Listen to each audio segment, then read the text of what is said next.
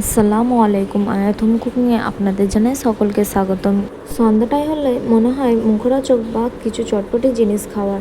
তবে বাড়িতে থাকা উপকরণ দিয়ে খুব সহজেই এই চানা মশলা রেসিপিটি বানিয়ে নিতে পারো। এটি বানানো যেমনটাই সহজ, খেতে দুর্দান্ত লাগে।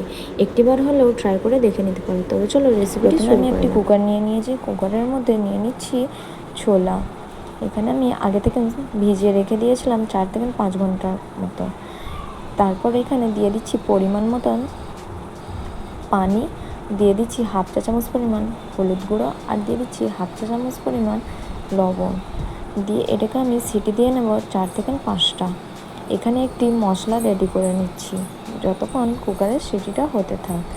এখানে তেঁতুল গলানো পানির মধ্যে দিয়ে দিচ্ছি 1 চা চামচ পরিমাণ কাশ্মীরি লঙ্কার গুঁড়ো, হাফ চা চামচ পরিমাণ হলুদ গুঁড়ো, হাফ চা চামচ পরিমাণ জিরে গুঁড়ো, আর দিয়ে দিচ্ছি হাফ চা চামচ পরিমাণ ধনিয়া গুঁড়ো, আর 1 চা চামচ পরিমাণ আমচুর পাউডার, আর দিয়ে দেবো অল্প কিছু পরিমাণে হিং। এখানে হাফ চা চামচ পরিমাণ হিং আছে। আর দিয়ে দিচ্ছি স্বাদ অনুযায়ী লবণ। লবণটা পরিমাণ মতন বুঝে দিতে হবে, যেহেতু ছোলাটা সিদ্ধ করার সময় লবণ ব্যবহার করা হয়েছে। এবার আমি ভালোভাবে মিক্স করে এটি সাইডে রেখে দেবো।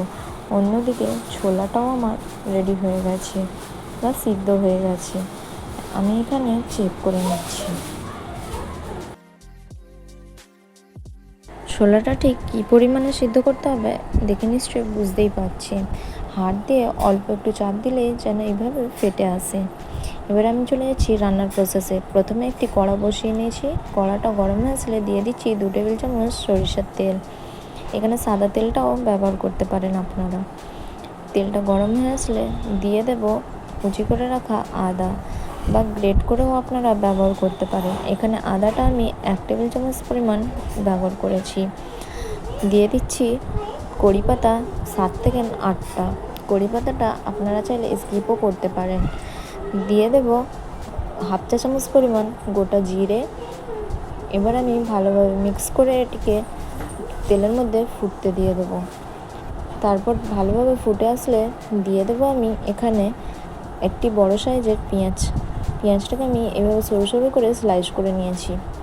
পেঁয়াজটা দিয়ে আমি ভালোভাবে নাড়াচাড়া করে মিক্স করে ফ্রাই করে নেব যতক্ষণ পর্যন্ত না পেঁয়াজের কালারটা চেঞ্জ হয়ে আসে বা গোল্ডেন কালার হয়ে আসে।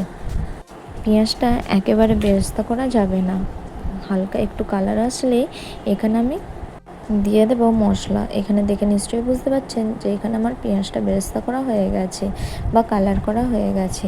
এবার আমি তেঁতুলের মধ্যে যে মশলাটা গুলিয়ে রেখেছিলাম সেটা দিয়ে দিচ্ছি, বা তেঁতুল পানির মধ্যে দিয়ে ভালোভাবে কষাতে থাকবো যতক্ষণ পর্যন্ত না মশলা থেকে তেল ছেড়ে আসে।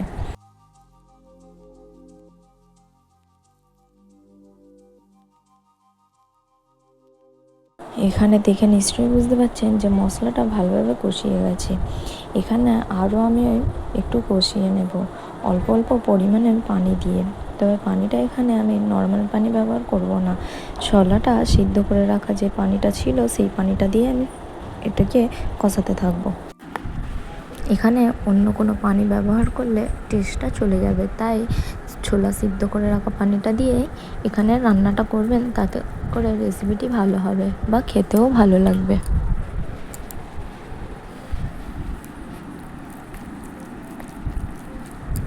এখানে আমার কষানো হয়ে গেছে। এবার আমি সিদ্ধ করে রাখা ছোলাটা দিয়ে দেব।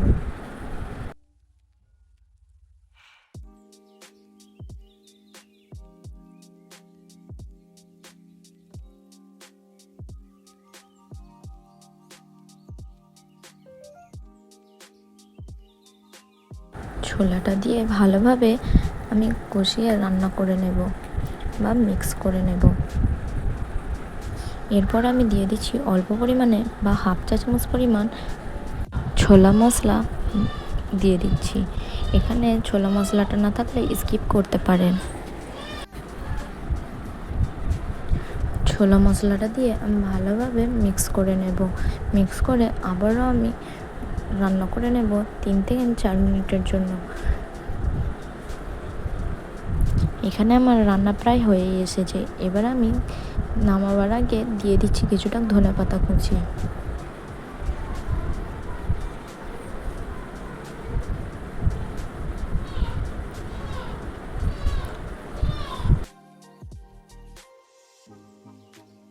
ধনেপাতা কুচিটা দিয়ে আমি ভালোভাবে মিক্স করে 2 মিনিটের জন্য রান্না করে নেব।